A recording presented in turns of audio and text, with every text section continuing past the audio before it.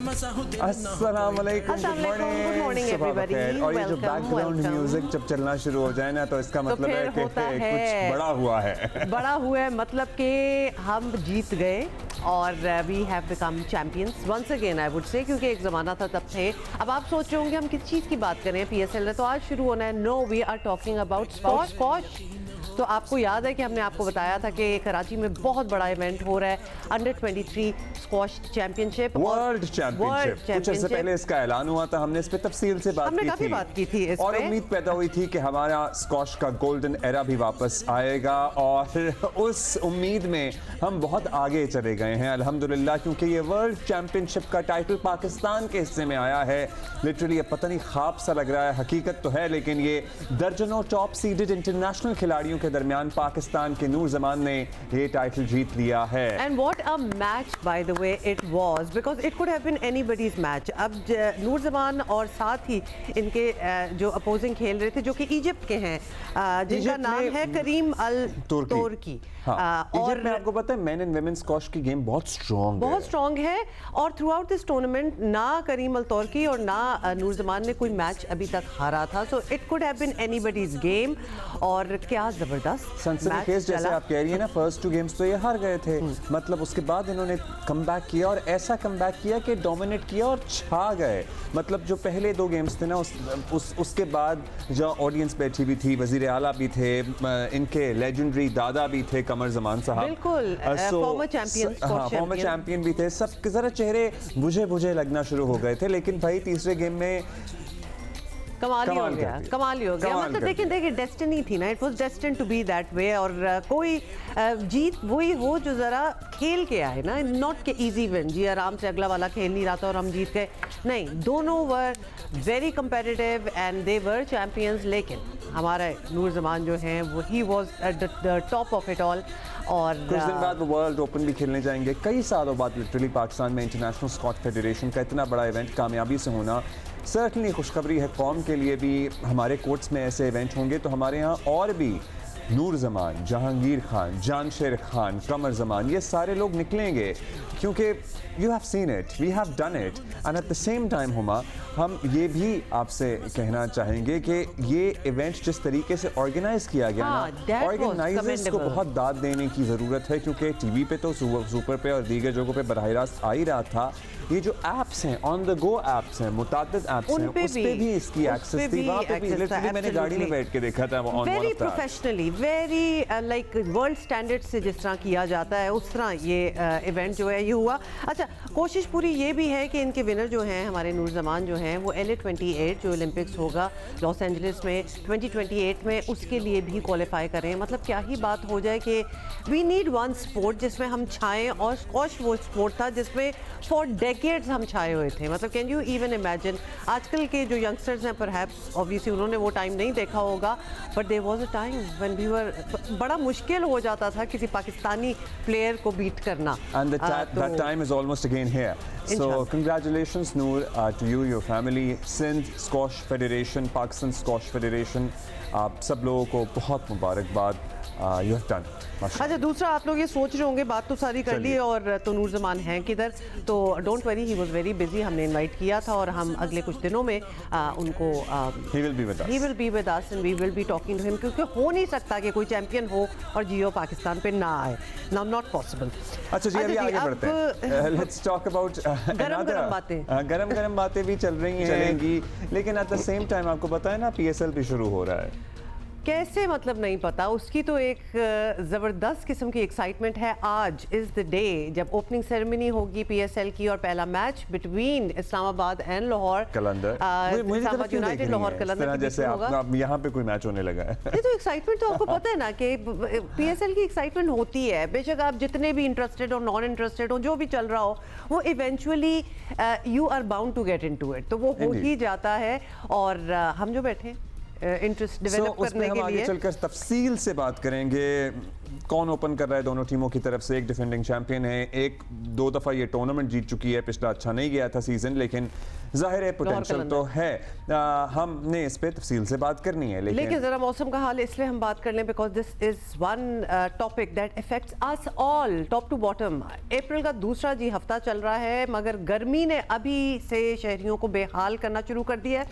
हम आपको साथ साथ ये भी बता दें कि कल बल्कि आज भी बड़ी जबरदस्त किस्म की बारिश हुई है पंजाब में।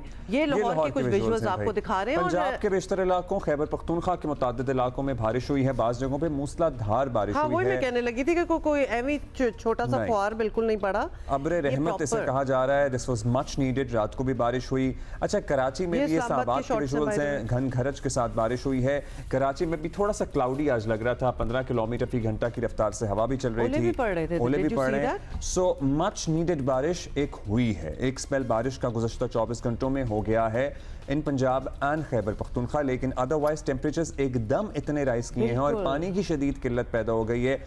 वो बड़ी अलार्मिंग सिचुएशन क्रिएट कर रही है। आपको बता दें कि पंजाब सिंध समेत मुल्क भर में आने वाले दिनों में रिकॉर्ड तोड़ गर्मी की पेशगोइयां की जा रही हैं। मतलब ऑलरेडी डर लग रहा है बिकॉज अगर आप कराची में बैठे हो ना तो वो रिकॉर्ड तोड़ की अभी बात हो रही है, हमें लग रहा है ऑलरेडी है गर्मी, तो ठीक ठाक किस्म की गर्मी ऑलरेडी भी है। 40% बारिशें जो हैं कम होने से दरिया में पानी की सतह इंतहाई हद तक कम हो गई है। ये बड़ी कंसर्निंग और अलार्मिंग सिचुएशन बनी हुई है और दरियाए सिंध में पानी की कमी का 100 साला रिकॉर्ड भी टूट गया है। 100 साला रिकॉर्ड, अब हम इमेजिन कीजिए, अंदाज़ा कीजिए, एक सदी का रिकॉर्ड टूटा है। महकमा आपाशी के मुताबिक सखर बैराज पर पानी की कमी 71% तक पहुंच गई है। जो इनफ्लोज और आउटफ्लोज का चार्ट जो अपडेट हो रहा है ना, बड़ा हौलनाक है, बड़ा डरा देने वाला है। गुज़श्ता साल 37% थी ये कमी, लेकिन इस मरतबा तो हमने 71% से ज़्यादा हो चुकी है। सो तीनों बैराजों में तौर पर 65% पानी की किल्लत का सामना है। कुछ मिसालें देखें तो महकमा आपाशी के मुताबिक तरबेला से 2024 के इन्हीं दिनों में 30,000 क्यूसेक पानी आउटफ्लो होता था। 2025 में सिर्फ 16,500 या आउटफ्लो रह गया है, जबकि सखर तक जब ये पानी पहुंचता है तो इसका हाल ये है कि सखर बैराज में इन दिनों गुज़श्ता साल 27,000 गुज़श्ता साल क्यूसेक इनफ्लो रिकॉर्ड होता था, अब वो 17,000 रह गया है। 27 से 17,000, तकरीबन 50% का फर्क है। यहाँ से आउटफ्लो जो है वो तो सिर्फ 6,000 बचा है। अब आप इसकी कैलकुलेशन आगे कर ही लें। और कोटरी बैराज पर तो सूरत हाल मजीद गंभीर है और जहाँ रवा साल पानी आते आते ये पानी घट कर 3,845 हो गया, जो पिछले साल आपको याद दिला दें कि मार्च में 5,160 था। मतलब हम लिटरली कोई बहुत पुराना कंपैरिजन भी नहीं कर रहे, हम एक साल का ये आपको कंपैरिजन दे रहे हैं। डिफरेंस है। हाँ, ये कोई 5 सालों का 10 सालों का कंपैरिजन नहीं है। ये एक साल में स्टार्क डिफरेंस आ रहे हैं हमारे वाटर इनफ्लोज आउटफ्लोज में, and as we go down the stream बहुत ज्यादा लोग ये भी आपको बता दें कि इस साल कोटरी बैराज से पानी का अखराज जो है वो सिफर है फिलहाल, और हालात बता रहे हैं कि अगले 2-3 माह काफ़ी मुश्किल साबित हो सकते हैं। वफाकी वजीर मौसमियाती तब्दीली मुसद्दक मलिक कहते हैं कि दूसरों पर इन्हिसार के बजाय पाकिस्तान को खुद माहौलियात की बेहतरी के लिए काम करना होगा। ये पसमार गरीब इलाके हैं जो सैलाब में बहते हैं और कई दफ़ा ये आफात हम पे आई और कई मरतबा इसका हमने सामना किया और इसको रिकंस्ट्रक्ट किया। इसमें सहूलत पैदा करना हमारा फर्ज है, इनको रोकना भी हमारा फर्ज है, लेकिन कमजोरी की पोजीशन से हम दुनिया से अब बात नहीं करेंगे। तो जब हमें किसी बैनुल अक़वामी सतह पे जब मैं कहीं जाता हूं तो वो हमें कहते हैं कि Pakistan is vulnerable, Pakistan is poor, तो मैं एक पैगाम देना चाहता हूं कि पाकिस्तान बहुत ज़्यादा अमीर मुल्क ना भी हो, लेकिन पाकिस्तान और पाकिस्तान के लोग खुददार लोग हैं और ये खुददार मुल्क है। हम अपनी मौसम के लिए, अपने माहौल के लिए जो भी कर रहे हैं और जो भी करेंगे वो अपने बच्चों के लिए करेंगे। अच्छा, साथ ही आपको बताते ना, यू माइट थिंक कि चलो वहाँ तो बारिश होगी है, लेकिन ऐसा क्यों कहा जा रहा है? पीडीएमए ने पंजाब में हीट वेव का खदशा भी जाहिर कर दिया है, और यही खदशा जाहिर करते हुए महकमा स्कूल और एजुकेशन और हायर एजुकेशन से तालीमी इदारों में मौसम गर्मा की छुट्टियाँ जल्द करने की तजवीज़ भी कर दी है। ये ऑलमोस्ट रेगुलरली हर साल होना स्टार्ट हो गया है, बिकॉज अनएक्सपेक्टेडली, ऑल्दो अब तो हमें वैसे एक्सपेक्ट भी करना चाहिए क्योंकि गर्मी मज़ीद ही बढ़ती ही जाती है, तो छुट्टियां जो हैं वो पहले ही करनी पड़ती हैं। एटलीस्ट तजवीज़ ये की जाती है। अपने मरासले में पीडीएमए ने रवामा सूबे में 4 से 7 डिग्री तक दर्जा हरारत बढ़ने का इम्कान जाहिर किया। That is a lot, alarming है 4 से 7 डिग्री। आप देखें अगर 40 पे छू जाता है, 40 अबव जाता है, तो बच्चे जो छोटे बच्चे हैं जो जिस पीक टाइम पे वो स्कूलों में मौजूद होते हैं वो तो अनबेरेबल होता है। अनबेरेबल है। और कौन से स्कूल्स, मतलब आपको पता है स्कूल भी पंखा ही चल रहा होगा स्कूलों में, और फिर load shedding, that's another story. Karachi समेत सिंध भर में भी इसी तनासब से दर्जा हरारत बढ़ सकता है। पीडीएमए के मुताबिक हीट वेव से बचने के लिए हुकूमत के साथ अवाम को इनफरादी तौर पर भी चौकन्ना रहना पड़ेगा। हुकूमत की जिम्मेदारी है कि इस मामले में जितना हो सके आवाम को हीट वेव से बचाव के लिए आगाही मुहिम करें। सब जानते हैं कि मई और जून जुलाई में बिजली का इस्तेमाल कई गुना बढ़ जाता है और यही वो महीने हैं जब बिजली की लोड शेडिंग भी मामूल से कहीं ज़्यादा होती है। अब वफाकी हुकूमत इस मामले में भी आई होप तैयारी कर लेनी चाहिए, क्योंकि शदीद गर्मियों के महीनों में आवाम को बिजली से महरूम ना रखा जाए। बिजली की कीमतों में हालिया कमी सर्टनली बड़ी हौसला अफजा है, लेकिन एक आम आदमी के लिए अब भी बिजली महंगी है। हुकूमत इस मामले में अगर कोई रिलीफ दे सकती है तो इसमें देर नहीं करनी चाहिए। और ये ही 3-4 महीने होते हैं कि जिसमें बिजली जो है वो उसका बिल गरीब आदमी को तो छोड़े, मिडिल क्लास तबके के लिए भी बहुत ही मुश्किल हो जाता है, उनकी पहुंच से बाहर हो जाता है। और दिस नीड्स टू बी थोड़ा सा आवाम की भी जिम्मेदारी है कि जो हमारे अक्रॉस द कंट्री इतने ज़्यादा लाइन लॉसेस हैं और कुछ इलाकों में बहुत हैं जहाँ पर बिल देने का ट्रेंड ही नहीं है। कैन यू इमेजिन बिल देने का ट्रेंड मतलब बिल देते ही नहीं, ये लोग बिल देते ही नहीं। या चोरी करते हैं बहुत ज़्यादा बिजली। उसमें भी थोड़ा सा अपने ज़मीर को जगाएं, अपने अंदर के इंसान को टटोलें, और यहाँ पे तो हो सकता है आप बच निकलें, मगर और भी तो मामलात हैं जहाँ आपको जवाबदेह होना पड़ेगा। हमारे गेस्ट हमारे साथ हैं Jawad Haider Shah, additional DG PDMA Punjab हैं। जवाद साहब, पीडीएमए और दीगर इदारे मौसम से मुतालिक वार्निंग जारी करते ही रहते हैं, तो इस बार भी की गई है। क्या वाकई हालात इतने सीरियस हैं जितने अभी तो हमने पूरी एक फहरिस्त सुनाई है? बर्दाश्त से ज़्यादा गर्मी का खदशा आप एक्सपेक्ट कर रहे हैं? जी, पिछले सालों की निस्बत इस साल जो हमें मेट ऑफिस से रिपोर्ट्स मौसूल हो रही हैं, तो लास्ट 6 मंथ में जो बारिश का लेवल है, जितनी नॉर्मली लास्ट ईयर बारिशें हुई थी उसकी निस्बत इस साल तकरीबन 38% कम बारिशें हुई हैं। तो इन चीज़ों को मद्देनज़र रखते हुए और जो रिसेंट मेट ऑफिस की हमें डाटा में वहाँ से मौसूल हुआ है, उसमें ये भी है कि कमिंग डेज़ जो हैं बाय एंड ऑफ अप्रैल जो है टेम्परेचर हमारा 4 से 7 डिग्री जो है वो बढ़ने का खदशा है। इवन जो कल और परसों की भी फोरकास्ट है उसमें टेम्परेचर 40 डिग्री क्रॉस करने जा रहा है। तो ऐसे हालात में ऑफ कोर्स ये खदशात बिल्कुल मौजूद हैं कि हीट वेव जो है वो शायद इस दफ़ा थोड़ी अर्ली जो है वो स्टार्ट हो जाए। इस सिलसिले में पीडीएमए जो है वो भी अब बिल्कुल तैयार है और हमने इक़दामात लेने भी शुरू कर दिए हैं। इसमें मज़ीद मैं आपको ये भी बताता चलूँ कि जो पंजाब के नॉर्दर्न एरियाज़ हैं वहाँ पे तो प्रेडिक्शन है, मेट ऑफिस ने फोरकास्ट किया है कि उधर हेल स्टॉर्म का जो है ना वो हैं चांसेस कि वो होंगे। लेकिन जो हमारे साउथ के पार्ट्स हैं वहाँ पे गर्मी नॉर्मली ज़्यादा होती है, जैसे कि चोलिस्तान का एरिया है जिसमें 3 डिस्ट्रिक्ट हमारे आ जाते हैं, बावल नगर है, अपना रहीम यार खान है और बहावलपुर है। ये वो एरियाज़ हैं जहाँ पे ना सिर्फ ये कि हीट वेव का है बल्कि वहाँ पे माइल्ड ड्राउट के भी खदशात हैं। उसके भी खदशात हैं। जवाद साहब, इस सूरत हाल में ये भी तजवीज़ सामने आई है कि स्कूलों में छुट्टियाँ कर दी जाएँ। स्कूल और तालीमी इदारे थे, आपको पता है वैसे भी आसानी होता है मामला इनको बंद कर देना, खोल देना, तो क्या दफातर में काम बंद या वर्क फ्राम होम वाली पॉलिसी भी अपनाई जाएगी या उस पर अभी नहीं है ज़ेर गौर मामला? जी बिल्कुल, पीडीएमए ने ये एडवाइस की है कि इस दफ़ा स्कूल की जो गर्मियों की छुट्टियां जो कि नॉर्मली भी होती हैं तो उनको हम थोड़ा अर्ली कर लें, उनको हीट वेव की सिचुएशन को मद्देनज़र रखते हुए। हमें और इस बात को अंडरस्टैंड करने की ज़रूरत है कि जो हीट वेव में वल्नरेबल ग्रुप्स हैं उनमें स्पेशली हमारे बच्चे आते हैं और एल्डरलीज आते हैं, ये ज़्यादा प्रोन है कि इन पे हीट वेव के असरात हों। तो उन चीज़ों को मद्देनज़र रखते हुए हमने ये अलर्ट और ये एडवाइजरीज निकाली हैं।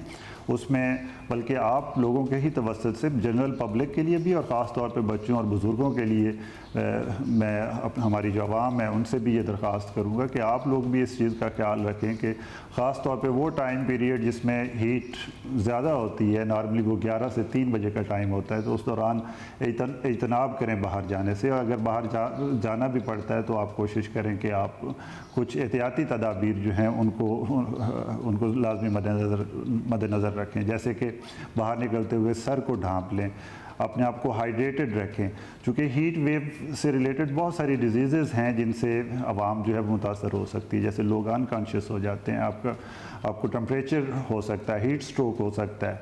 तो कोशिश करें कि ज़्यादा से ज़्यादा अपने आप को गर्मी से और इन चीज़ों से बचा के रखें। और बहुत Thank you, शुक्रिया जवाद साहब। जवाद हैदर शाह साहब, एडिशनल डीजी PDMA पंजाब। तो लिहाजा बाकी तो ड्रिल आपको सारी पता ही है कि जब बहुत ज़्यादा गर्मी हो रही हो या हीट वेव सूरत हाल हो, जस्ट डोंट स्टेप आउट, अब शेड में रहें, पानी पिएं, अपने आप को हाइड्रेटेड रखें। कोई जादू नहीं होने वाला कि एकदम से जी मौसम भी बेहतर हो जाए, हमारे हालात भी, हम सीख चुके हैं how to deal with it, so we have to deal with it. अच्छा, बात सारी ये है। जो हाइड्रेशन का भी एक मामला है ना, सिर्फ पानी पी लेने से आप में जो नमकियात हैं उनकी कमी पूरी नहीं होती है। सो यू हैव टू निमकोल जिसे कहते थे या नींबू पानी जिसे कहते थे, हल्का सा नमक आप डालें, नींबू डालें और फिर उसका इस्तेमाल करें। और फ्रूट्स वगैरह इतने हैं, खैर महंगाई भी साथ साथ ही चल रही है, सोडियम इज लेकिन very essential for us to survive. So अगर आपको ब्लड प्रेशर वगैरह के हाइपरटेंशन के इश्यूज नहीं हैं और आपका बहुत ज़्यादा पसीना बह गया है, सो सिर्फ पानी पी लेने से आपके जिस्म में नमकियात की कमी पूरी नहीं होगी। ये doctor can advise you better. अच्छा जी, सेनेटर शहरी रहमान साहबा हमारे साथ हैं, चेयरपर्सन है सेनेट कमेटी बराए माहौलियाती तब्दीली। सेनेटर शहरी साहबा बहुत बहुत शुक्रिया। बड़ी अलार्मिंग सिचुएशन जो है वो बनती हमें नज़र आ रही है। दरियाए सिंध में पानी नहीं, बारिशों का चांस कम है, तो खुशहाली का ख़तरा जो है वो भी है। और इसके साथ बताया जा रहा है कि दर्जा हरारत मामूल से 4-5 डिग्री ज़्यादा रहेगा। दैट इज़ 4-5 डिग्री सुनने में तो कम लगता है, लेकिन बहुत ज़्यादा होता है इसका इम्पैक्ट। तो क्या आप भी यही देख रही हैं कि इस बार गर्मी का मौसम जो है वो बहुत ही सख्त रहने वाला है? जी, पहले तो मैं ये कहूँगी कि गर्मी का मौसम ऑलरेडी आपके महकमा मौसमियात ने पेशिनगोई कर दी है कि वो ख़ास इस दफ़ा गर्मी पड़ेगी, ज़्यादा पड़ेगी। और ये भी कहा है कि ख़ास तौर से पहली दफ़ा अप्रैल के महीने में पानी की भी किल्लत होगी, इस हद तक कि सिर्फ पीने के लिए यानी कि आबपाशी के लिए पानी नहीं मुहैया होगा। ये भी बहुत बड़ी बात है। और तीसरी बात ये कि 3 सूबों की उन्होंने जिसे कहते हैं ऑलमोस्ट कहत साली ड्राउट जो कहा है कि ये सूबे इस वक्त पानी की किल्लत में हैं। तो ये बड़ी सीरियस बात है, क्योंकि अप्रैल का महीना है, बारिशों की कमी की वजह से सूरत हाल और भी ख़राब होती जा रही है, यानी कि गर्मी की भी और उसकी शिद्दत की भी, और उसके असरात जो हमारे दरियाओं और पानी के ज़खायर और डैम्स और बराजेस पे हो रहे हैं वो भी बहुत तशवीशनाक हैं। और तीसरी बात यह कि उसके असरात होंगे थ्रू आउट द सिस्टम। मतलब अब देखिए, रबी सीज़न में कमी रही, अब खरीफ सीज़न भी इस तरफ जा रहा है कि पानी की किल्लत बहुत सारे काश्तकारों को, फार्मर्स को रोक रही है आगे अपनी पूरे फार्मिंग करने से। बल्कि जो बदीन, ठट्टा इस तरह के इलाके हैं जो कोस्टल एरियाज़ हैं सिंध के ख़ास तौर पे, वो तो ऑलरेडी बहुत सख्त गर्मी की लपेट में आ चुके हैं और पानी की किल्लत की वजह से उनका रबी सीज़न बहुत बुरी तरह से मुतासिर हुआ है। अच्छा शहरी साहबा, माहौलियाती तब्दीली से निपटने के लिए हुकूमती पॉलिसियाँ ज़ाहिर हैं, लेकिन ये प्लान ज़्यादातर लॉन्ग टर्म हैं, जो कि होने भी चाहिए। लेकिन आने वाले महीने जितने सख्त नज़र आ रहे हैं, कोई फौरी रिलीफ भी आवाम को दरकार होगा, जैसे कि लोड शेडिंग ना हो, बिजली की कीमतें इतनी कम हों कि एक मिडिल क्लास घर AC अफोर्ड कर सके, पंखे चलते रहें एटलीस्ट। सो कुछ ऐसा ज़ेर गौर है आप लोगों की तरफ से, कोई तजवीज़ है? देखिए, बिजली की कमी और ना सिर्फ बिजली की कीमत कम होनी चाहिए, लेकिन इस तरह की तवानाई जो है, जो रिन्यूएबल एनर्जी है, जो लोगों के लिए इस वक्त अफोर्डेबल है, चाहे वो ग्रिड से लें या ऑफ ग्रिड हो, वो भी सहूलत देनी चाहिए, क्योंकि आपका ग्रिड सिस्टम में तो मुस्तकिल ब्राउन आउट्स और ब्लैक आउट्स चल रहे होते हैं। वो कहते हैं कि हमारे पास बिजली ज़्यादा है, लेकिन बिजली ज़्यादा होने के बजाय के होते हुए भी आप देख रहे हैं कि पानी और बिजली दोनों किल्लत में होते हैं। यानी कि कंज्यूमर को जब बिजली मिलती है, ख़ास तौर से गर्मियों के महीनों में जब ज़रूरत पड़ती है सबसे ज़्यादा, तो आप देखते हैं कि ब्राउन आउट हो रहा होता है, ब्लैक आउट हो रहा होता है, ट्रिपिंग हो रही होती है, लोड शेडिंग चल रही है। तो ये लोड शेडिंग से भी बचना होता है लोगों को, बच्चों को स्कूल का काम करना होता है, घरों में चूल्हे जलने होते हैं। मतलब अब इलेक्ट्रिसिटी तो एक बुनियादी हक बन गया है और इसका प्रॉपर मंसूबाबंदी भी होनी चाहिए। और सस्ती बिजली जो अगर ग्रिड पे भी नहीं है, जो रिन्यूएबल्स में अवेलेबल है, जो सूरज की बिजली होती है, वो बिल्कुल सोलर अवेलेबल हो सकती है, उसकी भी पॉलिसी बनाए। बहुत सारी चीज़ें हैं जो करने की हैं। और बिजली के अलावा ये भी देखना है कि भाई पानी की क्या फरहमी है। इस वक्त डिस्कशन तो एक सियासी नौयत इख्तियार कर गया है। सियासत सिर्फ इस तरफ जानी चाहिए जहाँ सारे सूबों में एक इत्तेहाद हो और एक शराकतदारी की फीलिंग होना तो बिल्कुल इसी तरह ही चाहिए। सेनेटर साहबा, क्या हम कोई असिस्टेंस वगैरह ले सकते हैं किसी और मुल्क ने who have gone through something similar? क्योंकि ऑब्वियसली मौसमियाती इश्यूज जो हैं वो तो ऑलमोस्ट हर मुल्क ही they are going through it. अब क्लाइमेट चेंज से कभी खुशहाली का खतरा हो जाता है, कभी सैलाब का, तो पाकिस्तान के लिए ऑब्वियसली टफ टाइम्स तो हैं, वी एक्नॉलेज दैट। अब किसी और, if any other country has gone through it, तो आपको लगता है कि वो हमारी मदद कर सकते हैं, हमारे मसाइल को संजीदा लें और फिर हमारे साथ ताउन करें? देखिए, दुनिया क्लाइमेट के हवाले से अपनी मनमानी कर रही है। एक ज़माना था, ख़ास तौर से पेरिस में 2015-16 की बातें थी, जब बहुत एक यकजहती थी इस तरह के ममालिक, डेवलपिंग ममालिक के साथ, और जहाँ ये बात की जाती थी कि भाई हमने ये ग्रीन हाउस गैस एमिशंस नहीं क्रिएट किए हैं। तो इंसाफ और क्लाइमेट इंसाफ की तो बात हर दफ़ा हम करते हैं, लेकिन उसकी कम से कम सुनवाई होती जा रही है, कम से कम मतलब जॉइंट सॉल्यूशंस बुनियादी तौर पर क्रिएट नहीं हो रहे अब। और जॉइंट सॉल्यूशंस के बगैर काम नहीं हो सकता। हर मुल्क अगर अपनी 1.5 ईंट की मस्जिद बना ले और कह के जी मैंने तो ये करना है, उसकी वजह से ये गरमाइश हुई है ना। जब उन्होंने सोचा नहीं और करते गए तो ये गरमाइश हुई। अब इसकी कीमत हम अदा कर रहे हैं, गरीब ममालिक अदा कर रहे हैं। तो एक तो ये बात हुई हमें, लेकिन अपने भी हल ढूंढने हैं कि ये हाथ पे हाथ रख के हम ये ना सोचें कि भाई हमारे साथ नाइंसाफ़ी हुई है तो कोई ना कोई हमारे साथ बाहर से आएगा इंसाफ करने। आप ज़रूर इंसाफ मांगिए बैनुल अक़वामी सतह पर, लेकिन आप घर पे भी एक्शन लीजिए। जब आपका घर जल रहा है तो आपको वो भी करना होता है, अपने घर को बचाना होता है। इसमें मैं फिर कहूँगी मुनसिफाना तकसीम पानी की ज़रूरी है। अगर कनाल बनाने हैं, डैम बनाना है, तो सबसे पूछ के करें।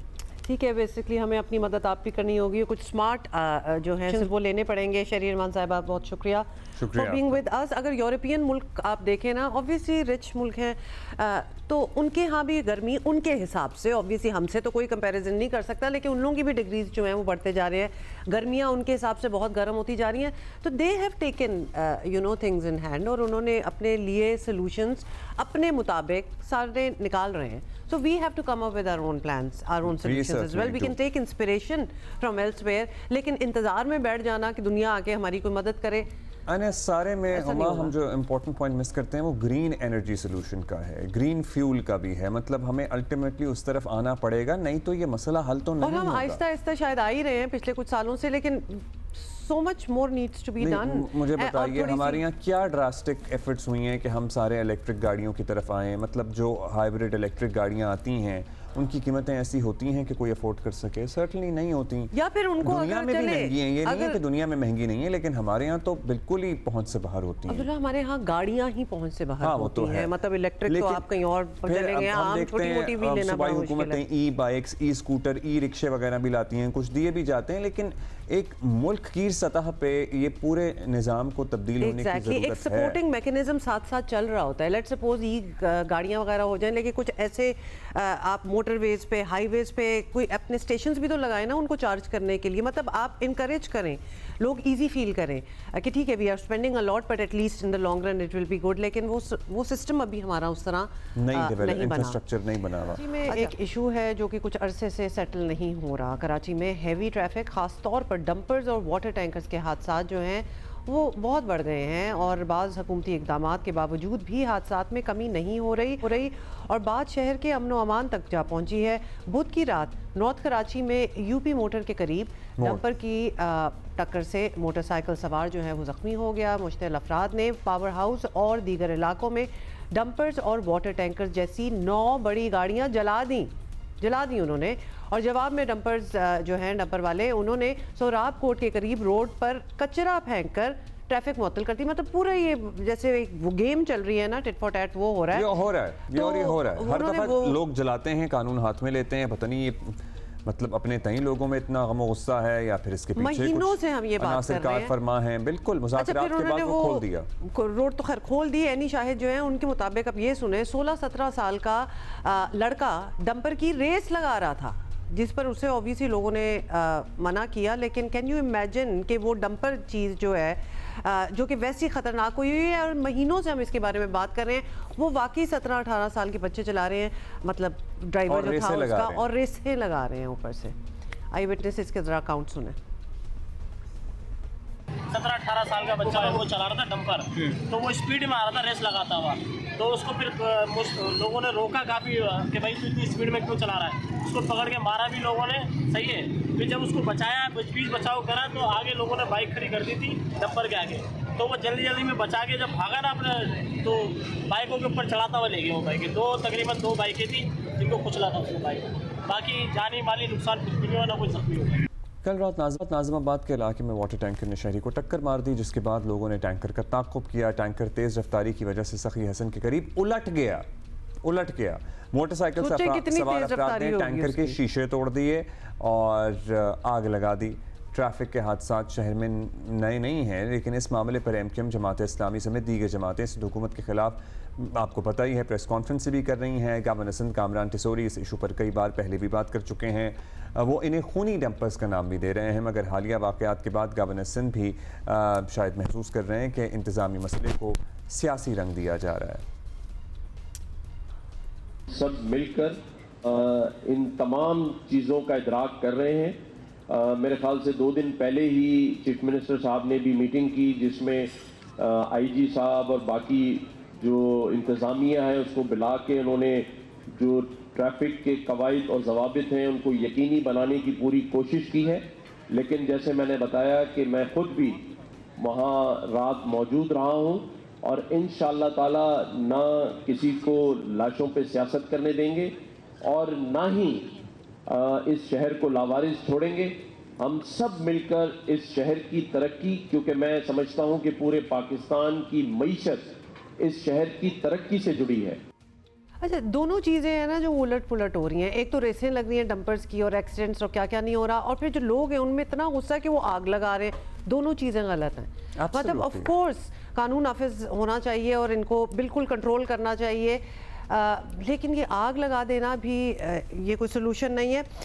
अब क्या होना चाहिए ये हम बात करेंगे। पीर मोहम्मद शाह साहब हमारे साथ मौजूद हैं, DIG ट्रैफिक कराची। शाह साहब शुक्रिया। शाह साहब, कराची में सूरत हाल हमने बताई, एक तरफ हादसात नहीं रुक रहे हैं, दूसरी तरफ लोगों का गम गुस्सा बिल्कुल आउट ऑफ कंट्रोल हो रहा है, वो कानून हाथ में ले रहे हैं। एक बार फिर वही मसला है, हुक्काम हमेशा यकीन दिलाते हैं कि जो इक़दाम लिए गए हैं इसके बाद हादसात में कमी होगी, लेकिन हो नहीं रहा सर। सो क्या हैवी ट्रैफिक वाले आप के कंट्रोल से बिल्कुल बाहर हैं, आपसे ताबुन नहीं कर रहे? क्या मसला है आपको जो पेश आ रहा है इनको लेकर?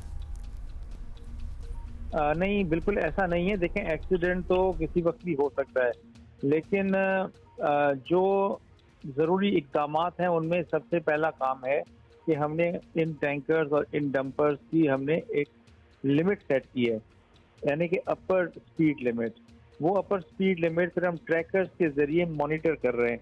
अब चूंकि इनकी तादाद है और अभी इनको 1 महीना हुआ है, तो सिर्फ हमने इनको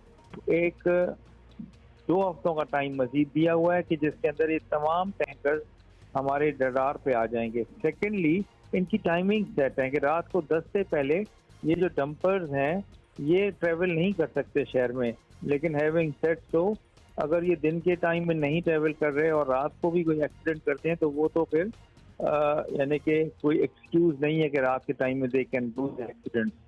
अब ये सारे मामला तभी होंगे जब सारे, एक तो इनके अंदर ट्रैकर्स लगें, इनकी स्पीड लिमिट्स हों, फिर ओवर वेट जो ये करते हैं गाड़ियों को जिसकी वजह से इनके ब्रेक्स नहीं लगते, फिर वो मॉनिटरिंग हो। तो इट्स अ होलसम और प्रोसेस है जिसमें हम मजबूती के साथ इन्फोर्समेंट कर रहे हैं। बाकी एक्सीडेंट कराची में अगर 1 से 2 एक्सीडेंट डेली की हमारी एवरेज है, तो अगर हम इसमें बहुत ज़्यादा मेहनत करके इसको 1 पर ले आएँ तो मेरा ख्याल है कि ये हमारी बड़ी कामयाबी होगी, क्योंकि you can never do away with the accident 100% in any city. हाँ शाह साहब, लेकिन वो एक्शन ज़रा मीनिंगफुल एक्शन होना चाहिए, क्योंकि अगर आप कह रहे हैं कि ट्रैकिंग है या मॉनिटरिंग हो रही है एंड ऑल दैट, तो फिर वो रेसें कैसे लग रही हैं? और अगर तो इन डंपर्स में ट्रैकर्स वगैरह आप कह रहे हैं लगा दिए हैं या लग रहे हैं, तो कोई डिटरेंस तो पैदा होना। वो 17-18 साल वाले ड्राइवरों को तो नहीं शायद पता कि हमारे यहाँ ट्रैकर भी लगा हुआ है, या फिर दे डोंट केयर। तो ये चीज़ भी देखनी पड़ेगी। अब ये यहाँ वाज़े है कि इन मसाइल का हल जो है वो डंपर टैंकर्स जलाने या कचरा वगैरह फेंकने से नहीं होगा। मसला हल होगा उसी वक्त जब सब कानून पर अमल करेंगे। ट्रैफिक पुलिस ने ऑब्वियसली जो क्रैकडाउन शुरू किए हैं उसमें कितनी बड़ी गाड़ियों और मोटरसाइकिलों के खिलाफ कार्रवाई हुई है? क्योंकि सड़कों पर हमें बिल्कुल सेम सिचुएशन जो है वो चलती नज़र आ रही है। अगर हमने 200 गाड़ियां बंद कर दी हैं और इम्पाउंड यार्ड बनाया है, तो अगेन वही है कि हमारी कौम को ये होता है कि ओवरनाइट चीज़ें ठीक हो जाएं। अब अगर एक हालात इतने दहाइयों से ख़राब हैं तो उनको ठीक होने में भी टाइम तो लगेगा। तो ये तो बिल्कुल भी दावा नहीं है कि हमने सारी गाड़ियां बंद कर दी और ना ही जगह है उनको बंद करने की। मकसद होता है कि मालिकान को एहसास दिलाया जाए कि भाई आपकी गाड़ियां इसलिए बंद हो रही है क्योंकि बाकी गाड़ियां जिनकी बंद नहीं हुई है वो उनको ठीक कराएं, और जो पुरानी गाड़ियां हैं हम उनकी रजिस्ट्रेशन कैंसिल करने जा रहे हैं, और जो बेहतर गाड़ियां हैं जो जिनके अंदर ऐसे फॉल्ट हैं जो ठीक हो सकते हैं तो उनको हम कुछ टाइम देंगे, और अगर उसके अंदर वो ठीक नहीं कराएंगे तो उनकी रजिस्ट्रेशन भी कैंसिल होंगी। तो ये क्रैकडाउन जो है वो ये एक मुसलसल क्रैकडाउन होगा, ये कोई 1 या 2 दिन की बात नहीं है।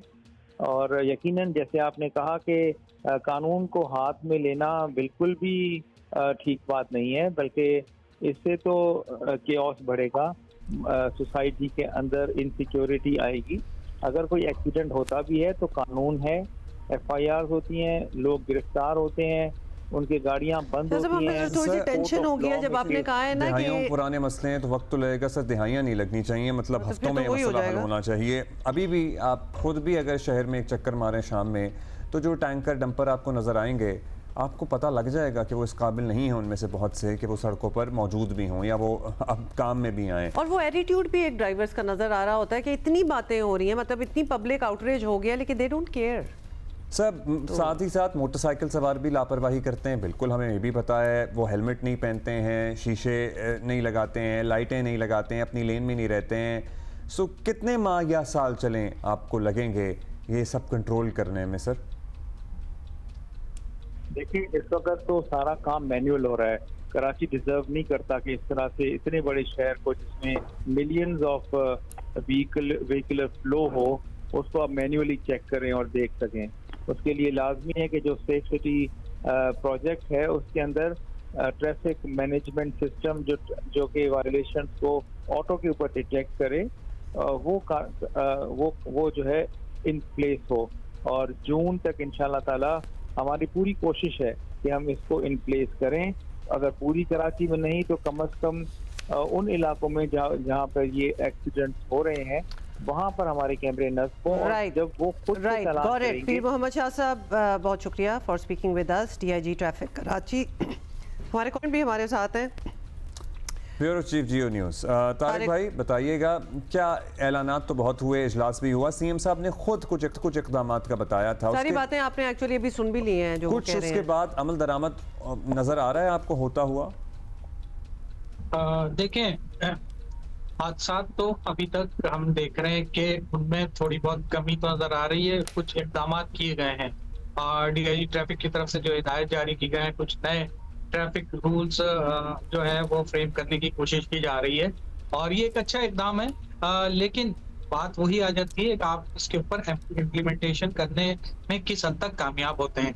आपने कहा कि हम ट्रैकर लगा देंगे, हम उसके अंदर जो है स्पीड आपने मुकर्रर कर दी, डोप टेस्ट की बात कर ली आपने कि इनके डोप टेस्ट भी होने चाहिए। आप इनका डेटा भी बनाएं। आपके लिए जरूरी है कि आपके पास ये डेटा हो कि इस शहर के अंदर कितने टैंकर, कितने ट्रॉलर और कितने डंपर्स चल रहे हैं। ठीक है, उन डेटा के साथ उसके मालकान का डेटा भी होना चाहिए और उनके ड्राइवर्स का भी डेटा होना चाहिए।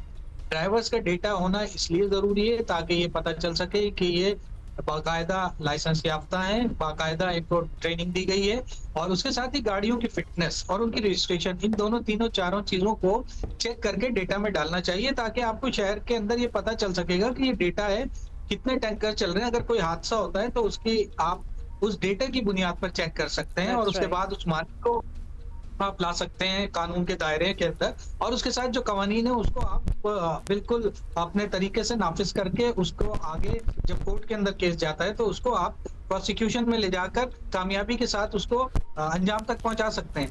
लेकिन मसला ये है, आप पहली फर्स्ट एफआईआर जो है उसे बाज़ औक़ात ये कत्ल बिल सबब काट दिया जाता है, कत्ल बिल खता नहीं काटा जाता। कत्ल बिल खता काट दिया जाता है और कत्ल बिल सबब नहीं काटा जाता। तो ये दोनों डिफरेंस भी है, इसको भी देखना चाहिए। खास तौर पे जिनके हादसा होता है वो तो कानून साजी भी तो होनी होगी ना। ये बेल अगर इतने बड़े टैंकर डंपर से हर रोज लोग मर रहे हैं और तो हर बार तो मिस्टेक नहीं होगी, लापरवाही है। अगले दिन इन्हें जमानतें मिल रही हैं, तो यहाँ पे भी कुछ ठीक करना पड़ेगा। जी हाँ, बिल्कुल। इस मामले के अंदर पहली फुर्सत में क्योंकि जो लवाहिकीन है वो इस हालत में नहीं होते कि वो कोई फैसला कर सकें फौरी तौर पे, तो उन्हें टाइम लगता है, 2-4 दिन लगते हैं कि वो अपने उस गम से निकलते हैं बाहर। तो उसके बाद वो किसी तरफ आते हैं और उन्हें अगर गाइडलाइन दी जाए कि आपको किस तरह से केस, अगर फेटल एक्सीडेंट एक्ट के तहत अगर 1855 के अगर वो केस फाइल करते हैं तो फिर उनके हट जाने का दावा दायर किया जा सकता है। बिल्कुल आप सही कह रहे हैं, क्योंकि किसी तरीके से तो ऑब्वियसली डराना पड़ेगा, बिकॉज अभी तक जो भी मेजर्स लिए जा रहे हैं वो इसी तरह ही लग रहा है कि वो खातिर में ही नहीं ले रहे। ये जो डंपर ड्राइवर या वाटर टैंकर्स वगैरह हैं या एसोसिएशंस जो हैं इनकी, उनको नहीं लग रहा कि इतनी सीरियस चीज़ें हैं तो हमें कुछ चेंज करने की ज़रूरत नहीं है। अब ऐसे एक्शंस लेने पड़ेंगे और जिस तरह आप कह रहे हैं कि लॉ इम्प्लीमेंट बीच में लाना पड़ेगा, वो शिकें लानी पड़ेंगी जिसमें ये एक मिस्टेकन एक्सीडेंटल कत्ल ना हो। जी Tariq, that's all the time we have.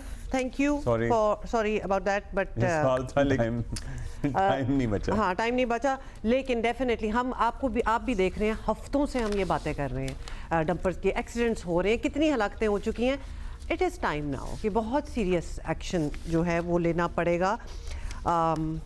या आज मतलब कल भी हमने ये बात की है, आज सुबह फिर ये हादसा हुआ, फिर साथ ही हम कहेंगे, लोगों को तरगीब देंगे कि प्लीज़ बराए मेहरबानी अपने हाथ में कानून ना लें।